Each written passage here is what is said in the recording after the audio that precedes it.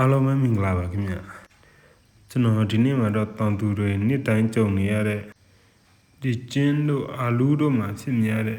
အပင်ညောအမြစ်ပုတ်မိုးယောဂါတွေကိုကာကွယ်ကုသပေးနိုင်တဲ့စီဝမိုတဆေးပြုလုပ်နည်းကိုတင်ပြပေးမှာဖြစ်ပါတယ်ခင်ဗျာ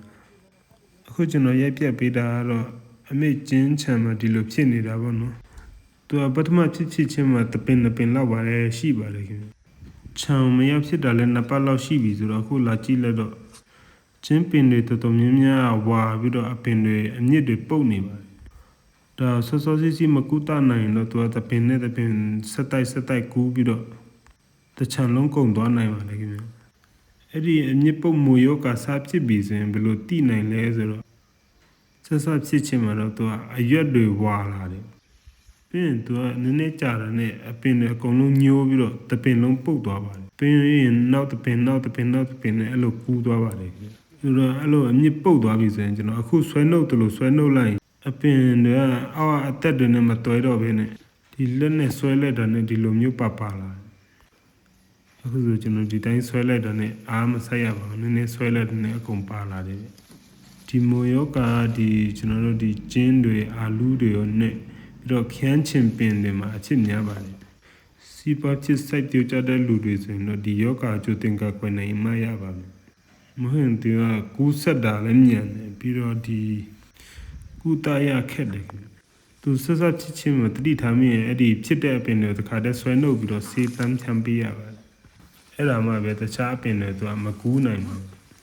ဒီယောဂါတွေကကွယ်ဖို့ကျတော့စီဝမူတဆေးတွေလည်းသုံးလို့ရတယ်ပြီးတော့ကျွန်တော်တို့လွယ်ကူမြန်ဆန်နဲ့ရနိုင်တဲ့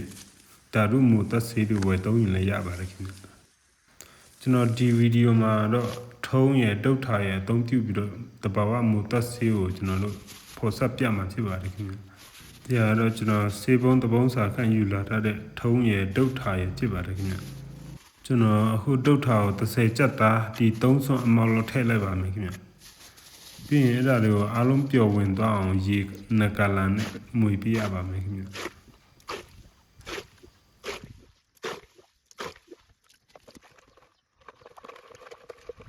ဒီပါဝင်ပစ္စည်းတွေတော့အလေးချိန်ပြီးထည့်နိုင်တော့ပိုကောင်းတာပေါ့နော်ဒီတုတ်ထားဆိုရင်ကျွန်တော်တို့30ကျပ်သားအတိလောက်ထုံးကြတော့ဒီ17ကျပ်သား12ကျပ်သားလောက်ထည့်ပေးရပါတယ်ထုံးကိုပိုထည့်ပေးခြင်းအဖြစ်ဒီတုတ်ထာအနေဖြစ်နိုင်တဲ့အစိတ်အပင်အစိတ်တင်မှုကိုကာကွယ်ပေးနိုင်ပါတယ်ခင်ဗျသူကထုံးတတ်နဲ့ခြေဖြတ်လိုက်တာဖြစ်တဲ့အတွက်ထုံး12ကျပ်သားကျွန်တော်ချိန်လာတာသူကဆွန်းနဲ့အမောက်ဆို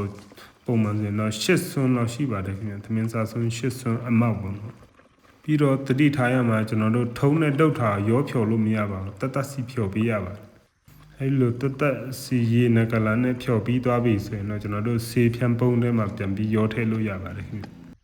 တုတ်ထာတွေတော့ကျွန်တော်တို့ဒီဆေးဆိုင်တွေမှာပရဆေးဆိုင်တွေမှာရှာဝယ်လို့ရပါတယ်ဒီထုံးကြတော့မဖောက်ထုံးသုံးရပါမယ်ကျွန်တော်တို့ဒီအိမ်ဆောက်တဲ့နေရာမှာသုံးတဲ့ထုံးတွေသုံးရပါမယ်ခင်ဗျဒီထုံးနဲ့တုတ်ထာနဲ့ရောပြီးဖော်ဆက်ထားတဲ့မူတဆေးတော့ဘော်ဒိုးဆေးလို့လည်းခေါ်ကြပါတယ်ဒီဘော်ဒိုးမူတဆေးတော့ကျွန်တော်တို့နိုင်ငံမှာတိတ်အသုံးမများပြီနဲ့သူများနိုင်ငံတွေမှာတော့လွန်ခဲ့တဲ့နှစ်ပေါင်းများစွာကတည်းကသုံးလာတာပါပြီးတော့ဒီမူတဆေးကလည်းဓာတုကင်းစင်တဲ့ organic စရင်တဲ့သူတို့လက်ခံထားပါတယ်ဆေးဖြန်းတဲ့အချိန်မှာအဓိကဒီအပင်ညိုးပင်တည်တဲ့နေရာတွေကိုအဓိကဆူရွှဲနေအောင်ဖြန်းပေးရပါတယ်ပြီးတော့သူ့ဘေးပတ်လေအပင်တွေရောလည်းအကုန်လုံးလိုက်ဖြန်းပေးရပါတယ်ခင်ဗျတချို့အပင်တွေအခုချိန်မှာမညိုးပေမဲ့ဒီမိုးယောဂါတွေကူးဆက်နေတဲ့အချိန်လည်းဖြစ်နိုင်ပါတယ်အကြောင်းတတ်နိုင်သမျှအဲ့ဒီဘေးပတ်လေယောဂါဖြစ်နေတဲ့ပတ်လေအပင်တွေအကုန်လုံးကျွန်တော်တို့ဖြန်းပေးရပါတယ်ဒီမိုးယောဂါဖြစ်နေတဲ့အချိန်မှာလည်းကျွန်တော်တို့ဒီပိုးသက်ဆေးတွေဖြန်းလို့လည်းမရပါဘူးခင်ဗျပိုးသက်ဆေးကြတော့ဒီ insect ပိုးမွားတွေပင်ဖြတ်ပိုးတွေလောက်ပဲသူတို့ကကာကွယ်ပေးနိုင်ပါတယ်အခုလိုမိုးသက်ဆေးသုံးတာလဲကျွန်တော်တို့ကာကွယ်တဲ့အဆင့်ပဲရပါတယ်ဒီဖြစ်ပြီးသားညိုပြီးသားအပင်တွေတော့ကျွန်တော်တို့ပြန်မရနိုင်တော့ပါအဲဒါကြောင့်ဒီမိုးယောဂါတွေကဒီပိုးမွားယောဂါတွေထက်ပိုပြီးအန္တရာယ်များပါတယ်အဲဒါကြောင့်စောစီကာကွယ်ပြီးဆေးဖြန်းထားရင်တော့ပိုပြီးကောင်းပါတယ်မိတ်ဆွေတို့လည်းဒီလိုဆေးမျိုးစမ်းသုံးချင်တယ်ဆိုရင်တော့ ခုနကျွန်တော်ပြောပြသလိုဒုတ်ထာကို30သားပြီးရင်ကျွန်တော်တို့ဒီထုံးကို12ချက်သားလောက်ရေနကလန်စီနဲ့ခွဲဖြော်ပြီးတော့အားလုံးပျော်ဝင်သွားပြီဆိုမှကျွန်တော်တို့ဆေးပုံးတဲ့ကိုဒီဒုတ်ထာဖြော်ရည်ရယ်ဒီထုံးဖြော်ရည်ရယ်ရောပြီးတော့ထည့်ပေးရပါတယ်ခင်ဗျတတိထားရမှာထုံးနဲ့ဒုတ်ထာကိုတစ်ခါတည်းရောပြီးတော့ဖြော်လို့မရပါဘူးသူကမပျော်ပါဘူးခင်ဗျအဲဒါကြောင့်မလို့သူတို့တတ်စီဖြော်ပြီးမှဒီဆေးပုံးတဲ့ကိုထည့်ပေးရပါတယ်အခုလိုဒီထုံး12ချက်သားဒုတ်ထာ30ချက်သားကျွန်တော်တို့ဒီဆေးပုံးတပုံးဖြန်းစာပါပဲခင်ဗျအဲ့ဒီအချိုးပါ